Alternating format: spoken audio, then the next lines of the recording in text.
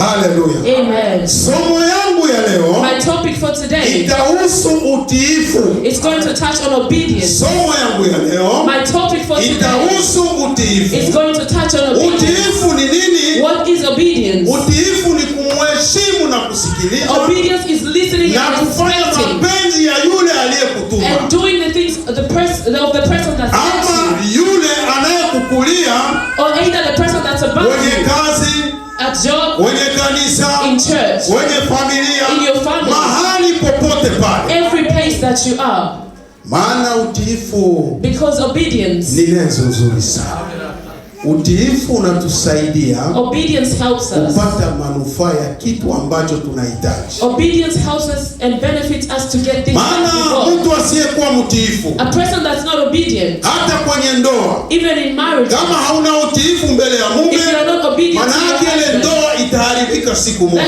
that marriage is going Maana to be Biblia destroyed. inasema ya kwamba Because the Bible says, tuwatii waume zetu, let's respect our husbands. maana Yesu Kristo Because Jesus Christ ndiye mume wa kanisa. is the husband of the church. Ndio maana sisi wa Kristo And that's why as tunamtii Christians, Kristo we respect kama and vile obey Christ kichwa cha kanisa, as the head of the na church. tunatembea sawasawa na mapenzi yake, And we walk according to namna His will. anatuamuru The way that He commands ndivyo us, tunaenda. that's how we go. Mungu atusaidie sana. Amen. Sasa siku ya leo somo yetu Today our topic, tutaenda kugusa kwenye wanabii wadogo. we are going to look at the prophets, Asante sana. Manabii wadogo, the small prophets, wale ambao wameandika vitabu 12 a few prophets that have ambao ni written manabii the 12 wadogo 12 small katika Biblia. prophets in the Bible.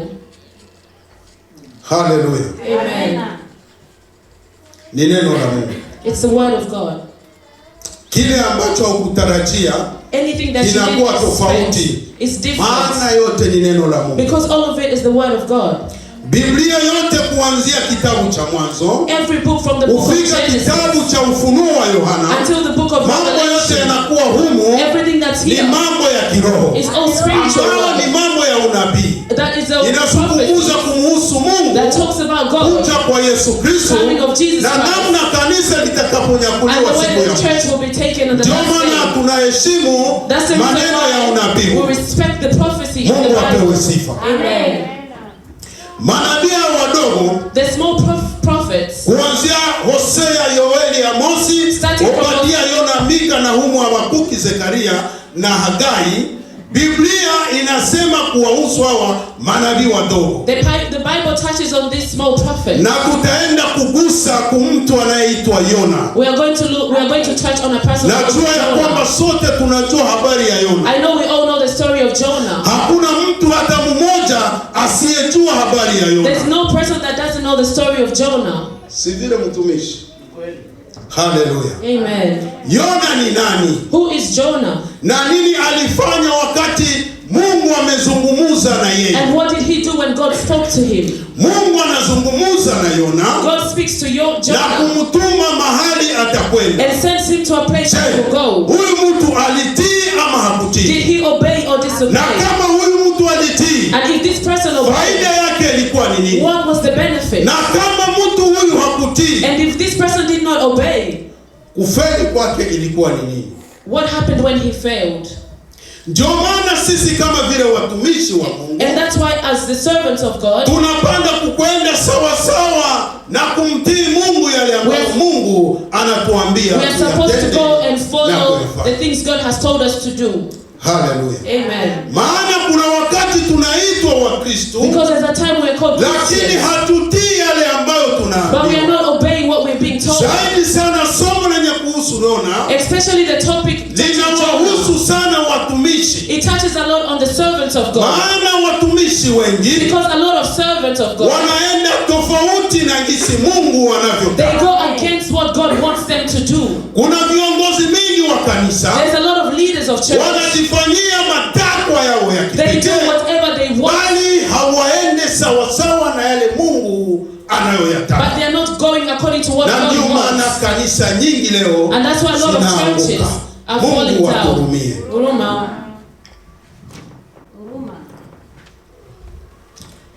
Yona, Biblia inamsema ya kwamba Jonah, the Bible says that mwana wa Amitai, the son of Amittai, Mungu anamtuma, nenda uwahubirie watu wa Ninawi, God sent him to go and preach to the people of Nineveh. maana wa Ninawi Because the people of Nineveh, wamekuwa kwazo kwangu kwa sababu they've become a thorn to him wamenikosea mimi Mungu because they sana. are going against him. Je, hawa wa Ninawi walipata neema ama hawakupata? The people, Maana walimtendea Mungu makosa, they went against God, lakini Mungu akamteua but nabii God, wake ili kwamba awende awahubirie ili wapate kuokoka. but God picked his servant so he can go and Lakini preach to je, them. huyu mtu alikubaliana na yale? Did this person accept what God told him to do? Huyu mtu alikubaliana na neno hilo? Did this person accept the words? Biblia inatuambia ya The kwamba Bible says that Yona hakusikiliza sauti yake, Jonah did not listen to the voice of lakini God, akatafuta kama kuhepa but he tried to run ili away kwamba asiende kupana ujumbe so that he cannot pass the message kwa Waninawi. to the people. Maana Waninawi Because the people of walikuwa Nineveh, mataifa. they were a nation. Je, kwetu sisi kama Wakristo, Now us as Mungu Christians, anatutuma kwa mataifa God is sending us to na the mataifa nation, ni wapagani. and the nation is the people Tutafanya that are nini kwenda not saved. kusikili kuwahubiri na neno? What are you going to do to go and preach to Wakati them? Mungu anatutuma twende When kule, God is sending us to go outside, lakini tunashindwa kwenda, but we refuse to go, ama tunatafuta kuhepa, or we try to find ways maana to run away, tunajipenda sisi. because we love ourselves. Tunataka We wale want the people, mataifa waweze kuangamia. we want the nation to be Lakini destroyed. mbele za Mungu But in haiko. front of God, it's not like that. Mungu aturumie sana. Tunasoma Yona We are going to read the book Sura of moja. Jonah, sura 1 chapter 1, mstari wa 13 verse hadi 13. 15. Jonah chapter 1, verse 13 to 15. You can read it in English. Nevertheless, the man rowed hard to go back to dry land, but they couldn't because the sea was raging against them more and more. Verse 14. So they called out to the Lord, "Please, Lord, do not let us perish because of this man's life, and do not charge us with innocent blood, for you threw him into the sea. For you, Lord, have done just as you pleased." Verse 15. Then they picked up Jonah and threw him into the sea, and the sea stopped its raging. Lakini wale watu wakavuta makasia kwa nguvu ili wapate kurudi pwani, wasiweze, kwa maana bahari ilizidi kuwachafukia sana. 14. Basi wakamulilia Bwana wakasema, "Twakuomba Bwana, kwa ajili ya uhai wetu." Basi wakamulilia Bwana wakasema, "Twakuomba Bwana, twakuomba tusiangamie kwa ajili ya uhai wa mtu huyu, wala usitupatilize kwa ajili ya damu isiyo na hatia, kwa maana wewe Bwana umefanya kama ulivyopenda." 15. Basi wakamkamata Yona wakamtupa baharini, nayo bahari ikaacha kuchafuka. Amen. Amen. Amen. Amen. Huyo ni Yona. That is Jonah. Inakuwa pale akiwa kwenye meli. That's the time that he was in the sea. Biblia inatuambia nini? The Bible tells us Jonah, wakati Mungu anamtuma, when God sends him, nenda uwahubirie Waninawi wapate kunirudi mimi Mungu. go and preach the people of Nineveh so they can go back to Yona me. mwana wa Mitai Jonah, the son of Mittai, ametoka kwao nyumbani panaitwa Gateferi. he left his place called Gatefel. Wakati anatoka Gateferi, When he left Gatefel, malengo yake ni kwenda kuwahubiria watu wa the Ninawi. purpose for him was to go to preach to the Biblia people of inasema Nineveh. akatoka akaenda The Bible says he left kwenye nafasi inaitwa Yopa. to a place called Joppa. Wakati anafika pale When Yopa, he got to the place called Joppa, Yopa ulikuwa ni mji mzuri sana Joppa was a very beautiful kwenye nation. bandari, kwenye bandari Oh, port. pause. Port. Amen. Amen. Amen. Kwenye bandari port. In a port, Haleluya. Basi anafika pale Yopa, So he got to the place called Joppa. anakutana meli zinajaa pale. He finds the boats, there's a lot of boats. Wakati there, ships. anakuta meli zinajaa When he pale, finds a lot of ships, malengo yake his purpose, na kusudi lake ni kuelekea Ninawi. his purpose was to go to Ninawi. Lakini wakati anafika pale But Yopa, when he got to Joppa, anakutana meli zinajaa he pale. finds a lot of ships are there. Wakati anakutana meli ziko When pale, he finds a lot of ships there, mishene yake his mission ikabadilika, His mission kwa changed. sababu ndani ya moyo wake Because inside his heart, hakuwa na malengo ya kwenda he Ninawi. didn't have the purpose or the will to go. Na Yona huyu And this Jonah tunayemsoma sana that we read a lot katika Wafalme wa in Pili the book of sura 2 14 mstari wa 23 na kuendelea, 14 and then Biblia 17, inasema the ya Bible says kwamba that yeye ni mmoja he's wao one of the people aliyeinua uchumi wa Israeli And lift up wakati the wealth uchumi of wa Israel. Israeli ulipoanguka, Amen. kwa sababu kipindi kile Because at that time, Yona Jonah, alifanya unabii he wake was prophesying. wakati wa mfalme wa kaskazini.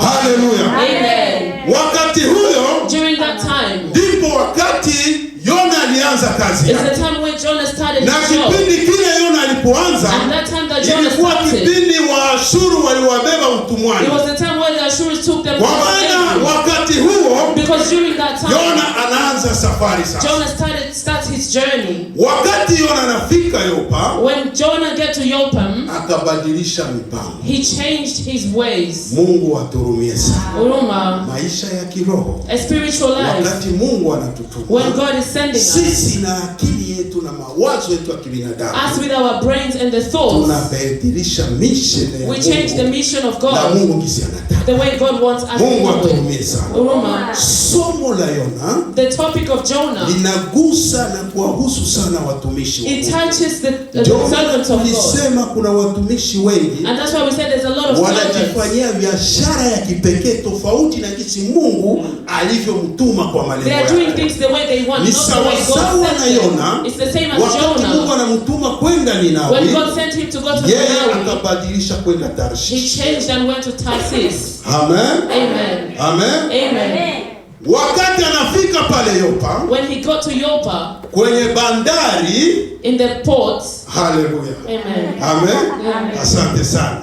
Kwenye bandari, at the port, wakati anakutana meli zinajaa when he pale, finds a lot of ships there, meli za kutoka Ugiriki, the ships from Turkey, meli za kutoka Misri, the ones from Israel, meli za kutoka Israeli, the ones from Israel, meli za kutoka masehemu and mbalimbali, the ones from different zote places. zilikutana All of them were there together. kwa sababu hiyo nafasi Because that place ilikuwa nafasi nzuri kwa biashara was a very good place for kupitia business. bahari Mediterania Following the sea, ama Mediterranean Sea, Mediterania. in Mediterranean Sea. Hiyo wakati During that time, meli zilikuwa zikienda Tarshishi kwa ships sana. were going to Tarsus. Kwa nini zilienda Tarshishi? Why were they going to that Ni place? sababu Tarshishi ilikuwa ni mji mzuri sana wa biashara kwenye kipindi kile, Tarsus was a very good place for business at na that time. Tarshishi And Tarsus, ilikuwa ni mji mwenye kusifika sana kwa hali ya it dhahabu. was a very good place that was Hata praised because mfalme of gold. Sulemani mwenyewe Even King alifanya Solomon, biashara yake kwenye njia ya dhahabu kule. he did his business there as well. Mungu aturumie sana, Uruma. pia Mungu atusaidie. And may God help us. Amen. Amen. Basi meli zilipokuwa zinaenda kule, And when the ships were going that way, Yona kashikwa na Jonah was shauku ya held. kwenda huko. Jonah was held with a Yona thought to go. akashikwa na shauku ya kwenda Tarshishi tofauti na kwenda Ninawi. Jonah was, but a thought came to his head to go to Basi, Tarsus instead of Nineveh. Huko Tarshishi When he went to Tarsus, ilikuwa mji mwenye kusifika sana kwenye vitu was a vingi. very praised place. Biblia inatuambia The Bible says Tarshishi ilikuwa na misitu mizuri sana Tarsus had a lot of forest. na ilikuwa na miti mizuri It had a sana. lot of beautiful trees. Miti iliitwa mierezi, Those trees were called mierezi. na hii mierezi sana And this mierezi ndio ilitengeneza is what built safina ambayo Noa aliweza kuitumia kwa kujenga safina. Mungu alimwambia they used the trees for when Ni huko Noah was hiyo building miti the ilitoka. boat. That's where the trees came hii from. miti pia, And those trees, wakati Sulemani anamjengea Mungu hekalu, when Solomon was ni building hii the miti church of Sulemani God, alienda that's kukata. the same trees that he used. Haleluya. Amen. Sasa tukifuata taarifa vizuri, When we follow these ilikuwa things very nafasi well, yenye kufurahisha ya mzuri it was sana. a very beautiful and good place. Wakati tunahubiri maneno ya Mungu, When we are preaching the kuna word ile of God, maneno ya kiroho there's a spiritual na kuna word ile maneno ya kimwili. and there's the physical Alafu word as maneno well. ya kimwili Now the physical word, inatutoa kwa maneno ya kiroho, it comes from tukaenda the, tofauti na mapenzi it ya follows Mungu. the spiritual Ndio word. maana unakutana watu wengi And that's why you find a lot of kuliko people, kufanya kazi ya Mungu, instead of doing the work of God, wanapelekwa na mambo ya dunia. they are taken by the Maana things of the world. dunia Because the things of the kwenye world, macho in their ni ya eyes, kufurahisha na it's kupendeza. very pleasing. Haleluya. Amen. Mungu aturumie sana. Roma. Basi Tarshishi pia Now Tarsus, ile miti the trees, wakati wa Israeli during the time of Israel, walipokombolewa na Waajemi, when the Wajemis were after them, kwa sababu kipindi kile because during that walikuwa time, wanatekwa nyara na they were Wakaldai. being captured by, Wakati Waajemi during the time ambao of ni Ashuru Wajemi, in Ashuru, inawapiga Wakaldayo, they are fighting the wakati Kadaios. inawapiga Wakadayo, When they are fighting the ikachukua ile pouvoir, It took the power ikabeza ile uwezo ya and kuwapeleka, had the power to take them. ndipo ikapata uwezo wa kuwakomboa And Waisraeli. that's how they were able to save Ule the Waisraeli Israelites. wakakuwa kwenye mikono ya nani? The Israelites were in the hands Ya Waashuru. of the Washuru. Wakati inakuwa kwa mikono ya Waashuru, When they're in the hands of the ndipo Washuru, pale Mungu akazungumza. that's when God decided to Mungu speak. akazungumza God spoke na mfalme Koreshi. with the king of Goresh. Wakati Mungu anazungumza na mfalme Koreshi, When God is speaking to the king of anamwambia ya Goresh, kwamba he said that, waache huru wana wa let Israeli, them free the warudi children of kwao, Israel so they can go back waende kunijengea mimi Mungu hekalu. so they can go and Maana build a hekalu church la for me. kwanza Because the first ambalo church lilijengwa na mfalme Sulemani that was built by the king lilibomolewa Solomon was na destroyed mfalme Nebukadneza. by the king Nebuchadnezzar. Basi Mungu Now Jesus Christ akamwambia Koreshi, told Koresh, waruhusu wana wa Israeli allow the Israelites warudie waende to kwao, go back home wanijengee mie Mungu so they can build hekalu la a pili. church for me. Ndipo pale Now that's the time. mfalme akakontribiwe kwa uwezo na pesa That's the time when the ya king kuwasaidia contributed Waisraeli money for the waweze Israelites kurudi to go back kwao. home. Amen. Amen. Amen. Na waliporudi kule, And when they went back Biblia home, inatuambia ya the kwamba Bible tells us that mfalme Koreshi The king Koreshi, wakati wanaanza kuondoka, when they start leaving, akazungumza na Zerubabeli. he spoke with Zerubbabel. Zerubabeli Zerubbabel, akaenda mpaka kule. Wakati walipofika, when he went back to where the place, ndipo alianza kumjengea Mungu hekalu la that's when they pili, started building the na second lile church. hekalu la pili And that church, alitumia kwa ile miti ya mierezi ya kutoka huko he Tarshishi. used the trees from Tarshish. Tarshishi ni wapi? Where is Tarshish? Tarshishi ndio hapa kuko vita hapa Lebanoni. Tarshish is the place kipindi of war kile in Lebanon. Tarshishi ilikuwa mji mkubwa wa nchi ya Tiro kwenye kipindi kile cha kale. Lakini sasa Now, baada ya siku na siku, after a few ndio days, ilikuwa kugeuka Lebanoni, Tarshish changed to mji Lebanon. mkuu Beirut. Amen. Amen. Amen. Ndio kule kuko vita wa Hezbollah. That's the place where the war is currently. Tunaongea historia ya Mungu, We are talking ya the story of kiroho na ya God, mwili, tujue spiritual dunia and inaenda physical, namna so we gani. know how the world is going. Basi Yona Now Jonah, akachukua meli ya He- kwenda he Tarshish. took the ship to go to Tarshish. Wakati anakwenda Tarshish, When he's going to Tarshish, Mungu alihuzunika. God was very Mungu disappointed. hakuona vizuri. God did not see it Biblia well. inatuambia ya kwamba The Bible- pia kwenye meli, When he entered the ship, wakati anaingia kwenye meli, when he entered the meli ship, naondoke naenda. the ship is leaving. Tunataka fika kwenye tulisoma. We want to get to the place where Wakati we went. naenda, When the ship is moving, Mungu akahuzunika. God was very Maana alimlenga yeye ili kwamba apane ujumbe, because he pointed at him to go and pass the lakini message. hakuweza kutii sauti But yake. he was not able to obey the voice of Meli God. ikaondoka And the ikaenda. ship left. Wakati naenda, When the ship is leaving, Biblia inasema ya the kwamba Bible says that upepo mkali a ukaja. heavy wind came. Wakati upepo mkali When the ulikuja, heavy wind is meli coming, ikaanza kuyumba the ship started kwa shaking sababu ya mawimbi. because of the wind. Maisha ya duniani The life of the world. Mungu aturumie sana. Roma. Wakati watu wakuwa kwenye meli, When people are in the ship, wanaanza kumwomba Mungu, they started praying to kwa God maana kifo kimefika. because death was coming Ndio close. maisha ya kiroho na It's the spiritual and the physical maisha life. tunayoyaishi. The life that we are living. Wakati shida inaingia, When there's problems in life, tunaanza kumuita Mungu, we start calling lakini God. wakati shida haitaingia, But when there's no problems, bado hatumuhusishi Mungu. we are not involving God. Wakati shida zinaingia, When problems start, tunaanza kumuomba Mungu, we start praying sana, God a lot sana. and a lot. Watu walikuwa kwenye meli, The people that were in the ship, hawakuwa na nia ya kumwomba they Mungu, didn't have a purpose to walikuwa pray to kwa God. sababu ya biashara. They were there because of business. Lakini sasa But now, kisa ni nini? what's the point? Mungu ameleta God has brought mawimbi yale the wind kwa sababu because ya Yona. of Jonah. Kwa sababu ya Yona. Because of Jonah. Lakini Mungu hakuwa But Jesus na Christ lengo la kuwaua wale did not watu have the wote purpose to kill all the people waliokuwa kwenye meli. that were in the ship. Hapana, Mungu alikuwa anamlenga tu Yona pekee. God was only pointing at Jonah. Lakini Yona ndani mwake But inside Jonah hakuwa hata na matumaini yoyote, did not have any faith. maana alijua ya kwamba Because he knew that amemkwepa Bwana, he's run away from God. lakini Bwana alikuwa pamoja. But God was with him. Maisha yetu ya Kikristo, Our Christian life, yote unayoyafanya, everything you're doing, hata unafikiria umemkwepa Mungu, even if you think you're running away from ni God, wewe umejiaibisha peke yako. you're embarrassing Maana yourself. Mungu haikuwa kukwepa. Because God is not a Hata person to tuingie run away kwenye from. udongo, Even if we go under the hata sand, tuingie kwenye maji, even if we go inside hata water, tuingie kwenye miti, even if we go with the Bwana forest, iko pamoja na sisi. God is with us. Mungu apewe sifa. Amen. Wakati zoruba inaingia sasa, When there's a lot of wind, Biblia inatuambia ya kwamba the Bible tells us that nahoza wa meli amazeka. the captain. Haleluya. Amen. Takuwa nakusaidia kidogo unaelewa maneno.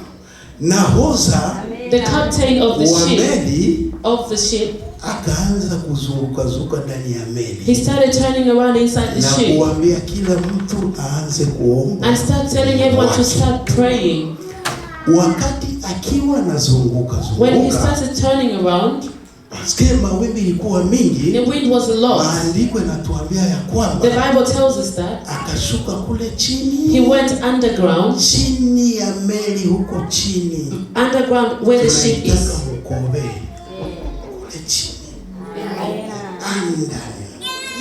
under of the meli, kule chini, Under the ship. amen. Amen. Basi nahoza akashuka kule. Now the captain went underground. Wakati anashuka, When he goes underground, akamkuta jamaa Yona he found Jonah sitting. ana relax yake. He's just relaxing and sleeping. Akamuuliza, And he asked him, wewe unafanya nini huku? what are you doing here? Wengine wanataka kuangamia, Others are about to wengine die. wakiomba Mungu. Others are praying to Wewe God. kwa nini huombe Mungu? Why are you not praying to Kwanza God? wewe ni mtu gani wewe? And what person are you? Umetoka wapi? Where have you come from? Unaenda wapi? And where are you going? Unafanya kazi gani? What job are you doing? Yona akamwambia kwamba And Jonah told him Mwebrania. that Mimi ni Mwebrania. I am from Hebrews. Mimi ni Mwebrania. I'm from na Hebrew, mimi ni mtumishi wa Mungu. but I'm a servant of God. Nahoza akamwambia, And the captain told him, anza kuomba Mungu wako, start praying to your maana God, tunaanza kuangamia. because we're about to die. Je, jiulize, Ask yourself the question. kama wewe ni mtumishi wa Mungu If you're a servant of na God, unashindwa maneno ya Mungu, and you don't lakini have the yule word of God, asiyekuwa wa Mungu and the person that's not anakuja of God kukushauria is coming to wewe advise utafanya you, nini. what are you going to do? Kama Mkristo, You as a Christian, jitambue, you have to realize, jitambue maisha yako you ya have to kiroho. realize your spiritual Uko life. kweli Are ama you in hauko truth kweli? or are you not in truth? Maana aliye pembeni yako Because the person close to you hajui kinachokuwa ndani mwako. does not know what's inside you. Isipokuwa ni Mungu peke yake. Only God himself that knows. Hallelujah. Amen. Yona Jonah akasema hivi, said this, ni kwa ajili yangu mimi, it's because of me. ndio maana meli inataka kuangamia. That's why the ship is about to get destroyed. Basi nahoza Now the captain akawaambia, told the people, fanyeni kura, let's Pate vote. uhakika. We need to vote and Basi find the kura truth. ilipofika, And when they started voting, ikamwangukia Yona. it fell on Jonah. Yona kwa kutafuta kunusuru watu Now when Jonah wanted na to, yeye kujitoa so muhanga that he can remove ili himself, kwamba yeye akufe, so that he can lakini die, asiende wapi? so that he cannot go to, Asiende Ninawi. so that he cannot go to Ninawi. Lakini akasema ya kwamba But he said that, nichukueni, take me, nitupe ndani ya maji. drop me inside the water. Mungu atusaidie. Amen. Lengo yake ni nini? What was his purpose? Asiende Ninawi. So that he cannot Ni go to bora ajitoe Ninawi. muhanga, It's better he removes himself akafe. so that he can die. Akafe. So that he can die. Ndio maisha ya mwanadamu. That's the life of human Ndio beings. maisha tunaishi. And that's the life we're living. Maisha ya upagani. The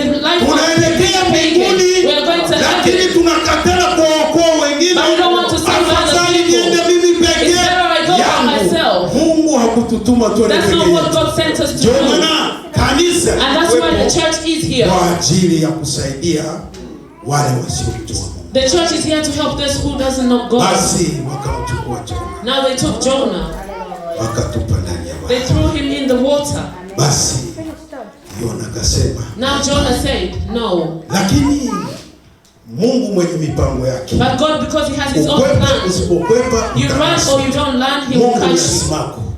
God is a Kuna smart. wale wanajua simako. Do you guys know a Ukifanya magnet? tu hivi na kukokota. When you hold it, it's going to push you. Ukifanya hivi na kubulula. When you put it anywhere, it's going to pull you. Lakini Now, maandiko yanatuambia hivi. the Bible tells us that Mungu akamtuma samaki mnene na mkubwa God sent a big ndani fish ya bahari. inside the water. Misheni ya Mungu ile samaki tu imkamate. The mission of God was that fish to catch him. Samaki akakuja akafanya nini? Akamchukua And the fish akamumeza. came and swallowed Jonah. Je, jiulize. Now ask yourself Samaki the question. akikumeza leo, If a fish swallows utakuwa you, mzima kweli? are you going to be alive or Utakuwa not? umekufa You will be dead. Lakini kwa sababu Mungu But because alipenda kunusuru Jonasi wanted to save ili kwamba Jonah awasaidie watu so that he can help the people of wapate Ninawi, so kuokoka, they can be saved. samaki ikamchukua The fish took him ikamumeza, and swallowed him. akabakia siku 3 He ndani ya spent 3 samaki, days inside the na stomach of the baadaye fish. And after, samaki ikampeleka nchi kavu, and the fish took him to a dry ikamtupa land kule. and vomited him Haleluya! there. Amen. Baada ya kumtupa kule, And when he threw him there, ndipo Yona alikumbuka, and that's when Jonah remembered. akasema ya kwamba And he said that ni vema nisikie sauti it's yako. better I listen to the voice of Biblia God. inatuambia The Bible tells us Yona that akakubali kwenda Ninawi. Jonah accepted to go to Ninawi. Alipofika When he Ninawi, got to Ninawi, Biblia inasema the Bible says Ninawi ilikuwa ni mji mkubwa Ninawi was a sana very big wa nation. kutembea siku hizi You could 3. go there, you could walk for 3 Basi days. Yona anaanza habari, And Jonah started preaching. anawaambia wa Ninawi, Start telling the people of Ninawi, tubuni, repent, tubuni, repent. maana kama mtubi Because if you don't repent, usiku wa in 40 40 days, Mungu ataangamiza Ninawi. God is going to destroy your nation. Mungu ataangamiza Ninawi. God is going to destroy Ni kwamba Ninawi. kwa ajili yako wewe uko hapa. It's because of you that's Hauko here. hapa kwa bure tu. You are not here for Mungu nothing. ana kile ambacho anatia ndani mwako. God has something that He puts Ukakitosha hapa, inside you. You unakipeleka. will take out of here and take it Unakitoa hapa, outside. unapeleka. You will take it out of here and take it to Unatoa another hapa, place. unapeleka kule. You will take it out of here and Watu take it wafanye to nini? another Wapate place. wokovu. So people can be saved. Amen. Amen.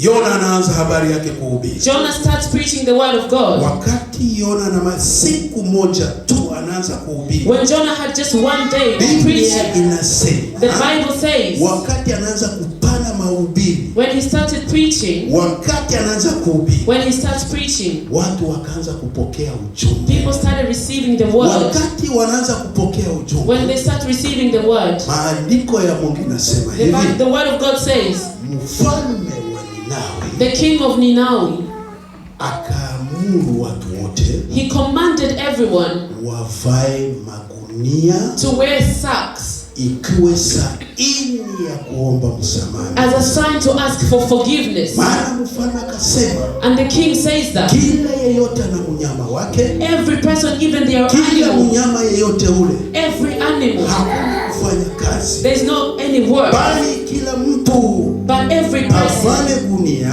should wear a Hii sack. gunia This ni sack saini ya kuomba Mungu msamaha. It's a sign to ask God for forgiveness. Mfalme mwenyewe na yeye akashuka kwenye madaraka yake. He came out of a place that he sits. Akashuka chini na kunyenyekea. And he went down and bowed down as well. And he wore a sack as well. Na kuomba Mungu msamaha. And he started asking God for forgiveness. Basi Ninawi ikapata. And now Ninawi was saved. Kuokoka kupitia Jonas. Was saved through Jonah. May God help us.